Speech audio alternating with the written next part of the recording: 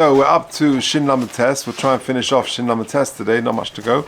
The Mechaber says in Sivov, "Also la'adam lahoshit b'mayim."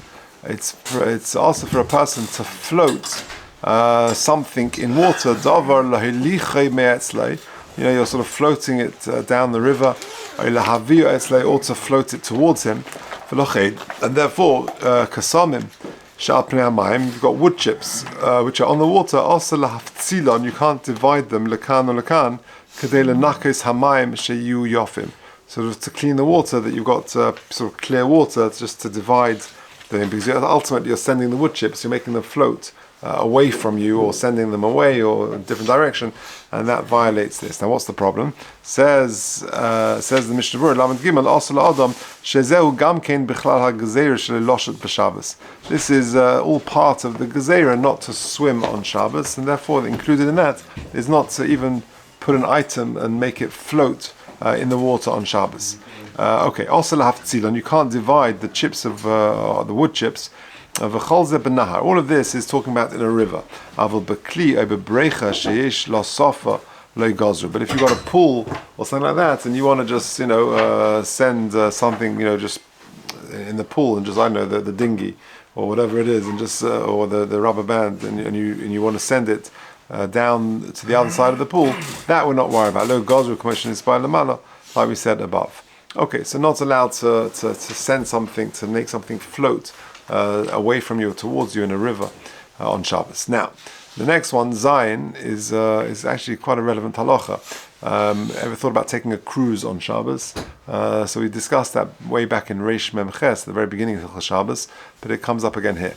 So Svina, a ship, im hi yosheves bekarka hayam, if it's settled on the ground of the floor, i.e. on the sand, on the bank of the sea, ve'ena shota klal, and it's not moving at all, it's not floating at all, mutar likonisba, then you're allowed to go onto the ship on Shabbos. Ve'imhi kushura kaminhak hasfina so'emdes benomel, or if it's anchored in the harbor, right, it's tied up and therefore it's not moving anywhere.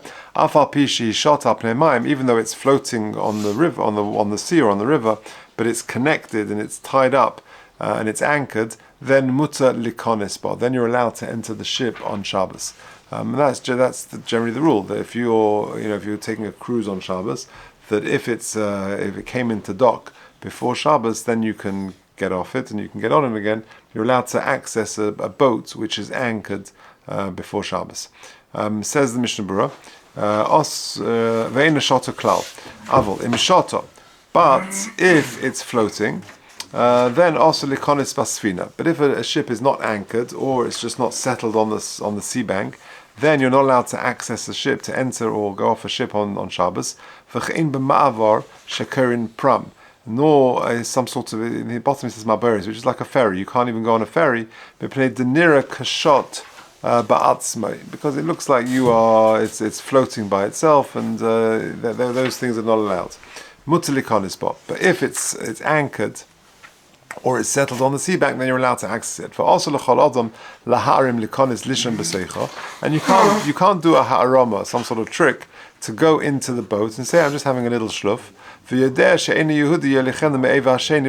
you know well that there's someone who's going to drive this ferry or this boat from one side of the river to the other, and you're just having a shluf. I'm not going because I want to go from place A to place B. Even you can't do that ha'arama. Yeah, so for example, let's say you want to go to the Isle of Wight on Shabbos, and so you go to, where is it? Where's the port on the Southampton? So you go to Southampton and you think, look, I just want to lie down for a half an hour, have a shluf on, and you know that the guy is going to actually be driving to the Isle of Wight. You can't do that. Now, v'ayin siman reish mem ches sif gimel b'hago dem nichnas b'me'erev Shabbos. If, however, you entered the ship on Erev Shabbos for Kona Sham Shvisa, and therefore your Shvisa, your residence, has now therefore been determined and is now on the boat, the Suhavikabeso, the boat becomes your bias, and therefore it's not a problem of sailing afterwards, because that's your house. If you go chutz l'tchum, that would be allowed. You can't move from one boat to another, to rak b'sfina rishona Mahaliches Kula. Just on the first boat where you were Koine Shvisa, you can walk the entire length of the boat.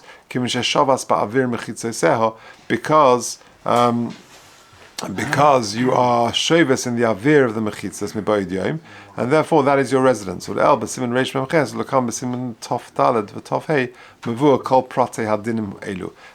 dinim of the boats are going to be sort of detailed over there. But the general rule, just some of the highlights of some of the halachas of going on a boat on Shabbos are this. Number one, really you shouldn't take a set sail within 3 days of Shabbos. Because the main reason is because it's going to disturb your Einik Shabbos, because that you're going to be a bit seasick, and therefore if you set sail, it's machlokes if it's Thursday, Friday, and Shabbos, or Wednesday, Thursday, Friday. But either way, if it's within 3 days of Shabbos, you're not used to the sail, the sea voyage yet, and therefore you're going to be unsettled, and it will disturb your Einik Shabbos. But many poskim say that nowadays it doesn't apply, because the cruises nowadays are very calm, and there's not really a problem.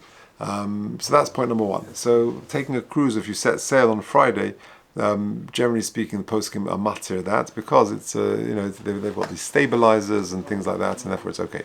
That's number one. Number two, it's forbidden to board a boat on Shabbos. As we're going to see, even for mitzvah purpose, we'll detail this a little bit more now. And but if you board it before Shabbos, then you're okay. And if it's anchored, like we've said over here, so then you can come on and off the boat. A few summers ago, I did a cruise. We were giving shiurim on this program, and it was a river cruise. It was very geschmack, and that's what they did. It was a very frum cruise, and it was all sorted, and they docked before Shabbos, and they tied it up, and it was anchored. And then on Shabbos, you were there. You were kind of shvisa before Shabbos, but on Shabbos itself, you can come on and off the boat. That wasn't a problem because it's tied up. And there's no problem. But to board a boat for on Shabbos would not be allowed if you haven't got those conditions. And also, if the boat arrives in its destination, let's say you've been on a boat and then it arrives in the destination and it was scheduled to come in on Thursday or Friday, but it's sea traffic and you got in on Shabbos, then you really should stay on the boat. But if for whatever reason it's just not possible, then you have to ask the non-Jewish person to bring your stuff off the boat, because for you to carry off it is a problem.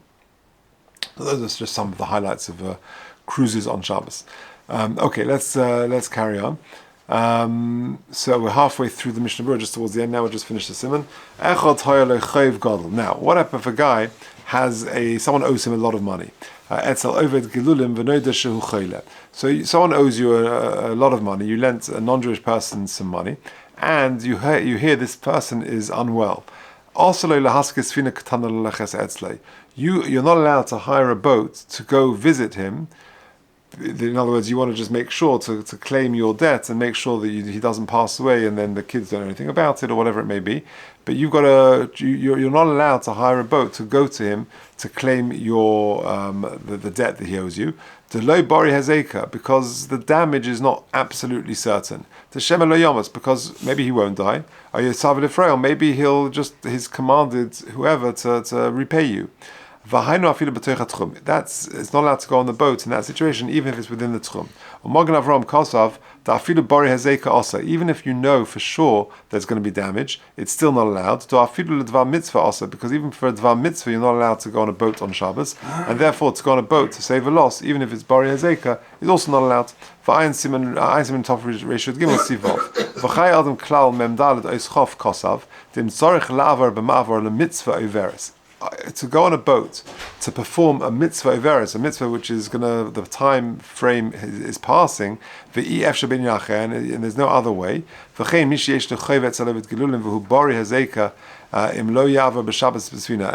definitely going to cause a financial loss if you don't claim this thing today. There could be grounds to be lenient to allow you to go on a boat, because remember, the whole going on a boat, what are you actually doing? It's all gezeras that you might come to build rafts, etc. If, however, this boat is going chutz l'tchum, then you shouldn't be mekel.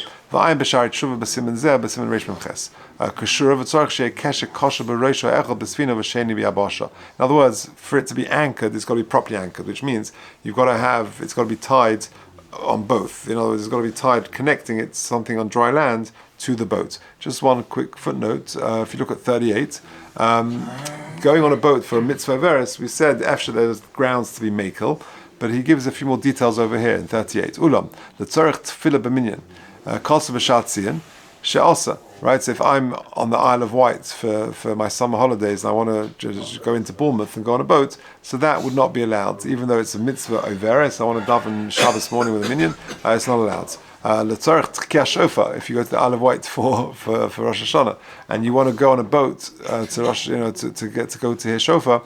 Cause of Mishnah Bura, if there's no alternative, there's no other way to get to his shofar, then that would be allowed. If you're allowed to go on a boat or some sort of ferry or whatever by way of a non-Jewish person.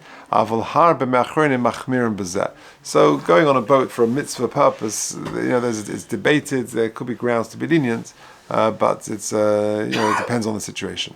Okay, I think that's a good place to stop.